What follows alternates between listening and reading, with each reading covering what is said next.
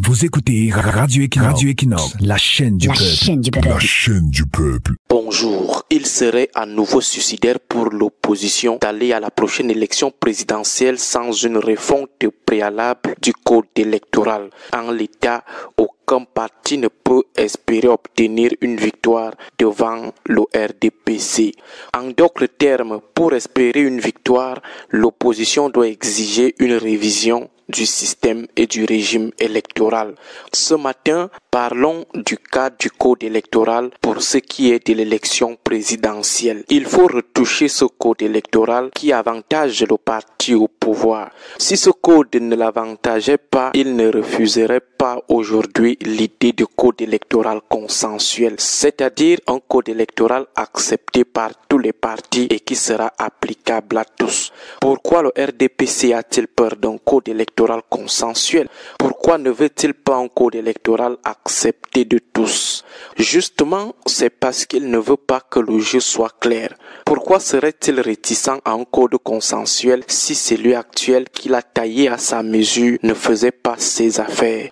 De toutes les façons, l'opposition et les forces du changement doivent s'appuyer sur ce refus, cette réticence de l'ogre du 6 novembre pour comprendre que ce dernier n'est pas de bonne foi, que ce dernier ne veut pas un jeu transparent.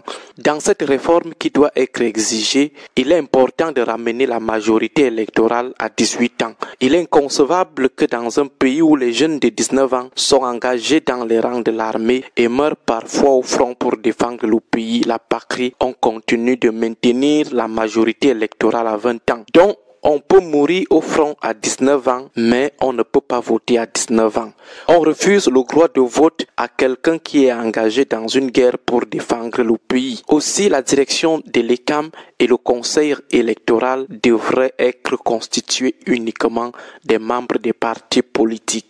Moitié majorité présidentielle, moitié opposition. Un parti ne pouvant avoir qu'un seul membre, tous ayant des mandats non renouvelables. Il faut également interdire formellement l'usage des moyens de l'État dans les activités des partis politiques. Interdire la diffusion des activités des partis politiques sur la chaîne nationale, y compris les campagnes électorales. Instaurer un bulletin unique, donner une valeur juridique aux procès-verbaux des commissions électorales, créer une plateforme numérique nationale publique où chaque bureau de vote publie immédiatement ses résultats provisoires quelques minutes après les dépouillements. Instaurer la publication des résultats provisoires par région le soir même de l'élection. Interdire l'installation des bureaux de vote dans des casernes militaires. Se servir des enrôlements d'établissement des cartes nationales d'identité pour établir et remettre automatiquement les cartes d'électeurs aux Camerounais en âge de voter. C'est-à-dire, celui qui a déjà une carte nationale d'identité n'a plus besoin d'aller encore s'inscrire sur une liste électorale. Il attend ou on lui remet seulement sa carte d'électeur. Rendre le vote obligatoire pour les Camerounais en âge de voter. Interdire aux partis politiques et hommes politiques de faire des dons. On doit arrêter de traiter les populations comme des réfugiés, des déplacés internes. Interdire des agapes lors des meetings. Pas de distribution de dons. Définir définitivement les jours des élections dans le code électoral. Dire par exemple le dernier mardi, le premier dimanche de tel mois, l'année de l'élection. Choisir par tirage au sort les juges du Conseil constitutionnel. Des juges choisis parmi les juges éligibles pour un mandat non renouvelable. Juges choisis juste 2 ans avant la présidentielle. Proscrire la participation des chefs traditionnels et des leaders religieux aux activités politiques, aux campagnes électorales. Ramener le mandat présidentiel à 4 ans renouvelables une seule fois. Limiter l'âge des candidats à la présidentielle à 75 ans. Demander à l'État d'assurer les déplacements et l'entretien de tous les représentants des partis politiques devant assister au vote dans les bureaux de vote. Installer les caméras de surveillance dans tous les bureaux de vote. Nous rappelons au passage qu'il y a des mini-caméras de surveillance qui coûtent seulement 15 000 francs. En gros, ça peut faire moins. Interdire les passages des cadres des partis politiques dans les centres de vote.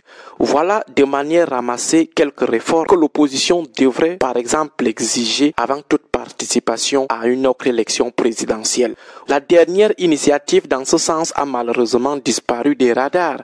Depuis l'interdiction de la cérémonie de présentation des amendements de la coalition des partis d'opposition, on n'en a plus parlé. C'est comme si les membres de cette coalition, surtout les députés de cette coalition, veulent nous faire croire que les sous-préfets ont eu raison d'eux, qu'ils ont été intimidés et ne pouvaient pas vraiment tenir tête aux interdictions fallacieuses des sous-préfets. De toutes les façons, nous continuons de postuler que la refonte préalable du code électoral devrait constituer une exigence intransigeante de l'opposition avant toute participation aux prochaines présidentielles. Bon début de week-end à tous. Condition intransigeable avant de participer à aucun autre vote. Est-ce que vous voyez là comment on arrive au boycott? Parce que après l'élection présidentielle de 2018, beaucoup ont continué à demander à tort ou à raison pourquoi le MLC a choisi de boycotter. Et à quelques mois, moins de 20 mois de l'élection présidentielle de 2025, Aristide Mono, à travers sa chronique de chaque matin, nous fait comprendre que à l'état actuel, quelle que soit la coalition de l'opposition qu'on peut avoir en face, eh bien, l'opposition ne peut pas gagner l'élection dans ce pays. Est-ce que c'est une vue de l'esprit ou alors c'est une analyse profonde? Pour quelqu'un qui a l'habitude de faire des chroniques sur la politique du Cameroun, on peut lui faire confiance. On peut dire qu'il a raison. Et s'il avait raison, est-ce que vous pouvez comprendre qu'une fois de plus, après tout ce qu'on est en train de faire là, le MS à la dernière minute peut se dessaisir de participer à une quelconque élection future, législative, municipale ou présidentielle, dans la mesure où les conditions ne sont pas réunies pour pouvoir aller gagner. Et dans d'autres sens, elle peut participer tout simplement pour continuer à éduquer les Camerounais sans forcément chercher des postes que ce soit. Parce que je ne dois pas revenir dans tous les aspects de réforme que le docteur Aristide Mono a cité à raison dans sa chronique, mais j'ai seulement envie de vous faire observer que le pouvoir en place a atteint un niveau où elle ne sait plus qu'est-ce qui va l'arrêter. Elle a atteint effectivement un niveau où elle a son logiciel et elle sait exactement ce qu'il faut dire à l'opposition pour qu'elle continue à s'occuper. Tous les pleurs qui se font sur les radios, les télévisions, eh bien pour eux c'est comme un père-temps. Nous avons rarement vu les élus du RDPC venir à leur nombre pour défendre leur bilan dans les médias. Il y a quelques rares qui ont soit la passion d'expliquer ce qu'ils font à l'Assemblée ou bien dans leur commune, mais plusieurs n'ont même pas le respect pour le peuple. Parce que, dites-le, ce n'est pas le peuple qui les a élus, et donc ça sert à quoi de venir les expliquer quelque chose qu'ils participent ou pas, eh bien, ils seront toujours élus. Le peuple, quant à elle, également, a déserté le champ politique.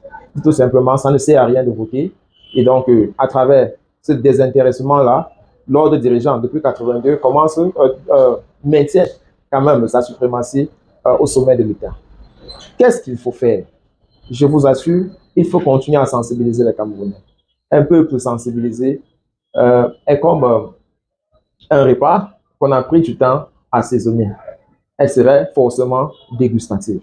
Mais un peuple qui n'est pas sensibilisé est une bombe en retardement parce que lorsque la subconscience veut réagir, eh bien, elle peut porter des dégâts. Donc, parce qu'on prône le changement dans la paix, parce qu'on espère que c'est le peuple qui se libère et que sans lutte, aucun peuple au monde n'a droit à la justice, nous pensons tout simplement que ce qu'il y a mieux à faire, c'est de gagner les cœurs à travers les discours fondés sur la démocratie et ses pratiques. Il y a longtemps, le RDPC a fui le champ des règles du jeu étatique. Et il est question que le peuple s'en rend finalement compte que ce gouvernement est illégitime et ne respecte pas les droits, sinon ce qui lui permet de se maintenir au pouvoir.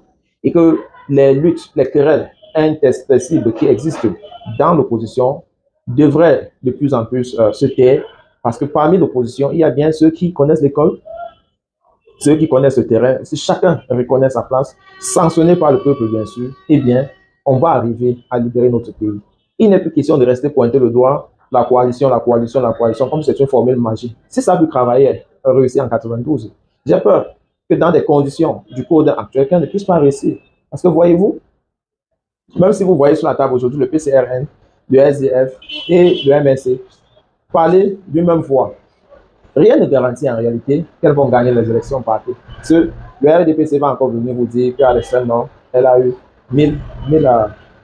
100 millions de votants. Eh bien, chercher à basculer les tendances qui se présentent dans d'autres communautés. Donc, il faut se battre pour que le jeu soit équilibré dès le départ. Comme ça, à l'arrivée, on ne cherche pas à tâtons. Il y a un DPC qui s'entête à ne pas faire ces réformes qui sont demandées, notamment que ceux qui sont nommés, que ce soit la Cour constitutionnelle qui est chargée de valider les élections et de proclamer, ou alors l'organe régulateur qui est élect quand même sur le terrain. Si ces membres, les dirigeants de ces différentes institutions électorales ne sont pas émanés de la contribution de tous les acteurs en question, eh bien, quelle que soit l'issue de ces élections-là, ne dépend totalement que de l'acteur qui finalement n'est plus un acteur comme les autres, mais un acteur majeur qui est le RDPC en place. Nous avons la capacité de changer la donne.